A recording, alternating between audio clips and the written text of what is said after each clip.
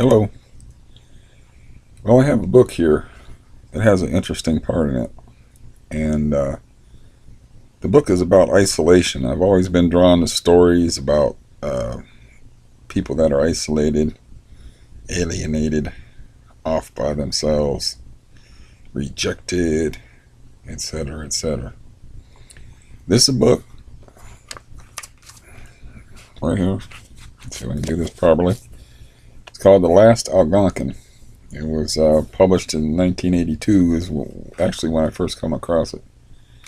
But it's about this guy that's a member of the Algonquin Turtle Clan that his people got splintered when the whites came to, Europeans came, I should say, to North America. He lived in the New York State area where the modern day Bronx is.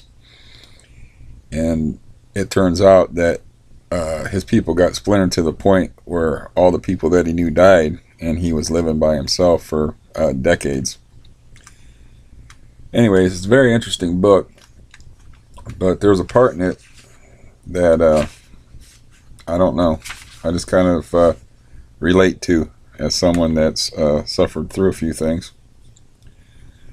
And I'll go ahead and read it for you. Had our situations been reversed, I might have found it hard to understand why the Great Spirit had not taken better care of his children. Even at that age, I was able to see the tragedy of the Indian race.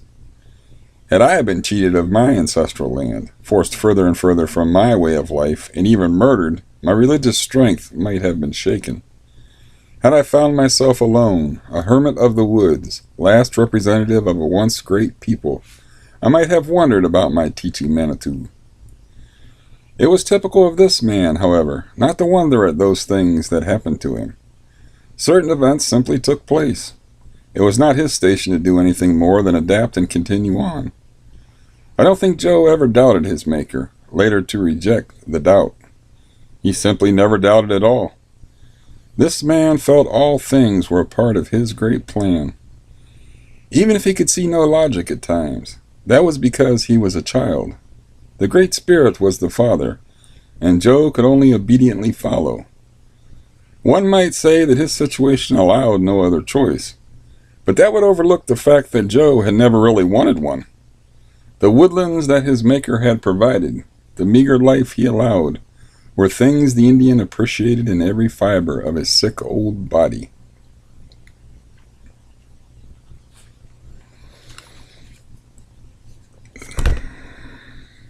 So yeah,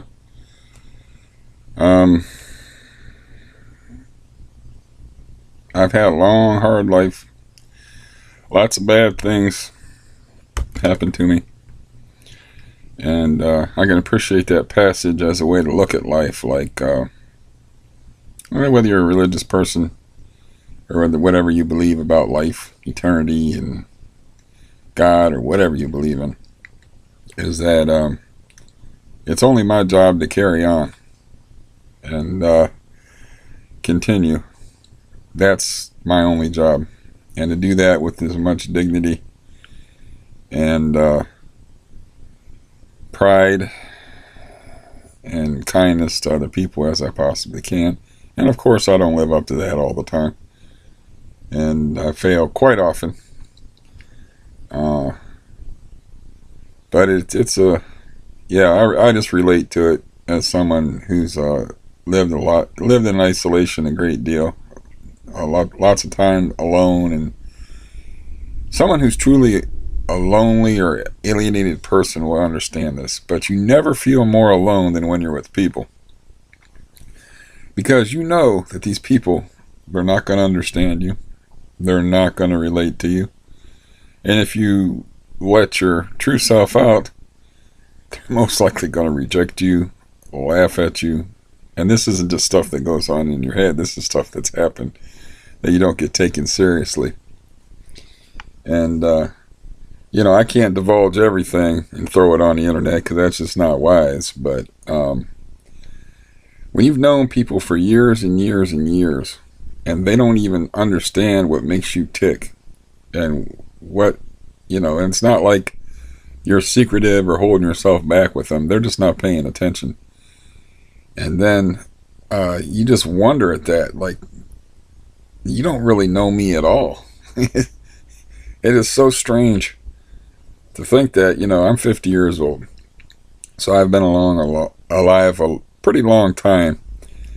And so that means I've had relationships that have spanned decades. And at some point in so many of my relationships, I've just been floored by people, just like, this is you?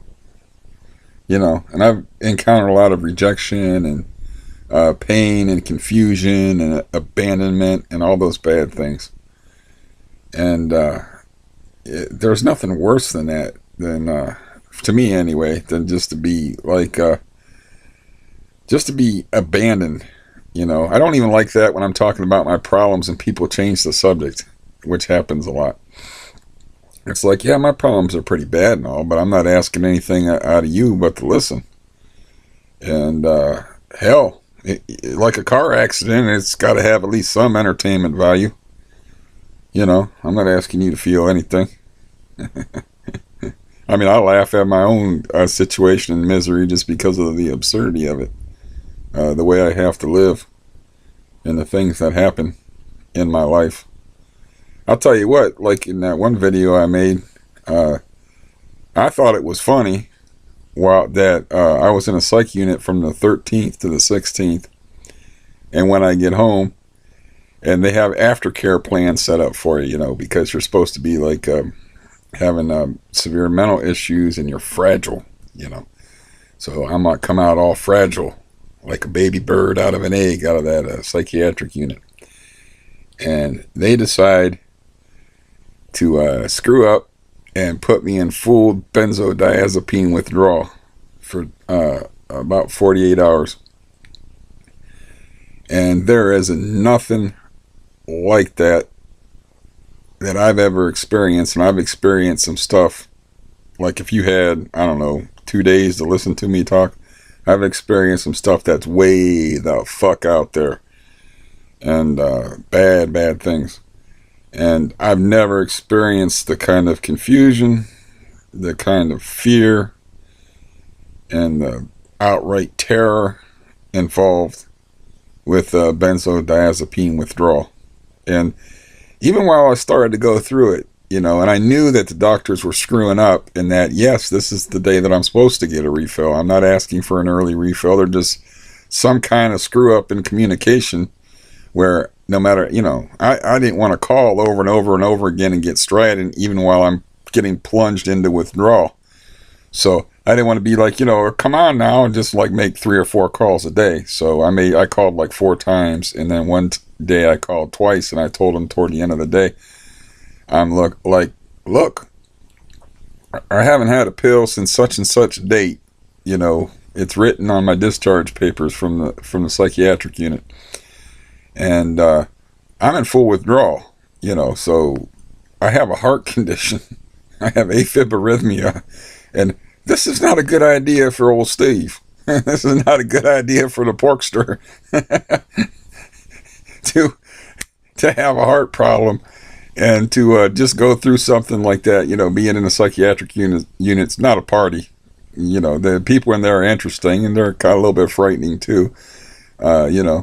Maybe I was frightening to them. I don't know. I shouldn't be so judgmental. But anyways, and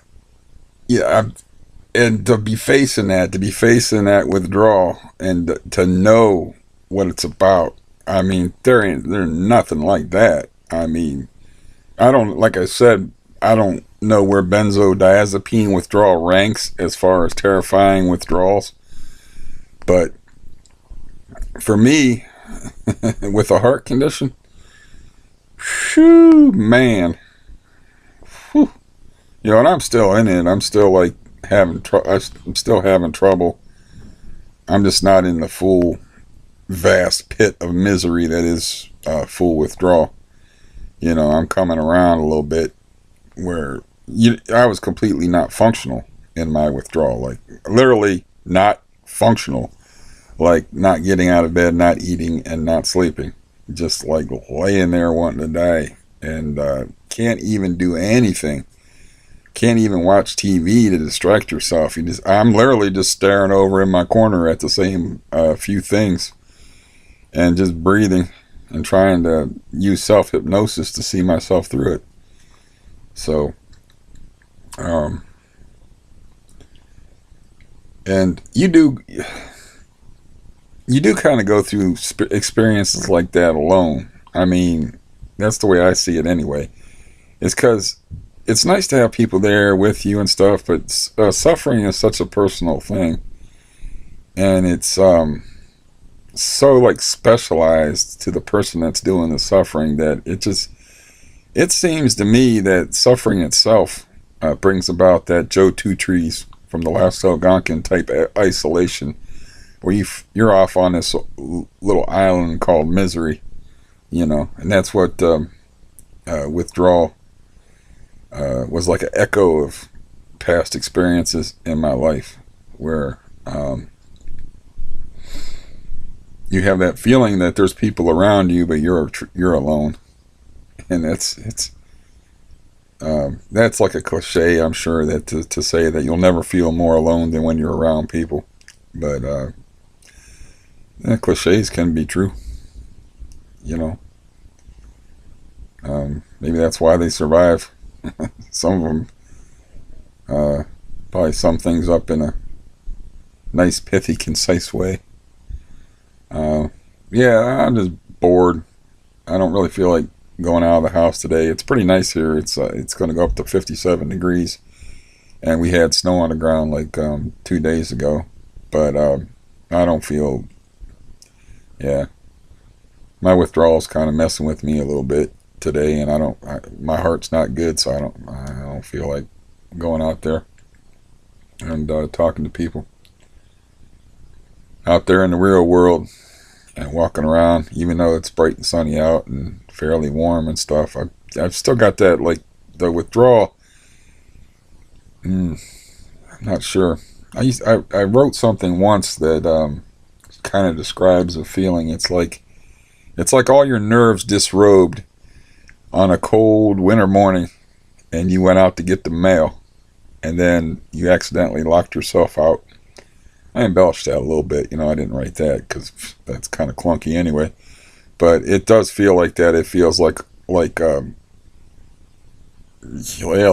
you're out in your boxers on the porch getting the mail when it's 35 degrees out, and you just everything is just like nails on a chalkboard to you, and it's just irritating. Everything's just so irritating. I have various hobbies, nearly all of which I'm not very good at. It's very strange. Like, people always ask you, why do you want to do something that you're bad at? And I'm like, well, people are bad at sex, and they still do it.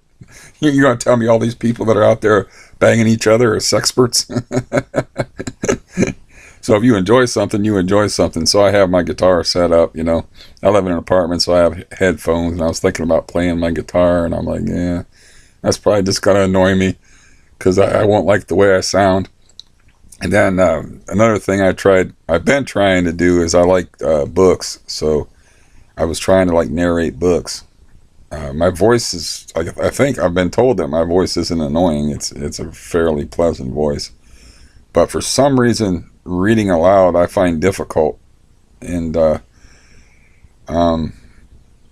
I don't try to do the voices and stuff like the professionals that make audiobooks and stuff, but I've been trying to make audiobooks, and I made one that's on my channel, The Iceberg Hermit, another story about isolation. And man, that was hard to do, even to make something that was serviceable. I was like, I wanted to be good at it, and I was like, no, you're not good at this. I have trouble reading what's on the page. I want to rewrite everything that's in the book, like, in a way that makes sense to me. And I don't know, maybe I can figure it out. I bought like several books that I liked, and I just was looking on YouTube for books that aren't on there, and like The Iceberg Hermit's been out of print, so I was like, I'll put that on there, that'd be doing people a service. And I got thanked for making it by a couple of people that had, or kids that had to read it for school for some reason. And so it's always nice to help kids get out of schoolwork.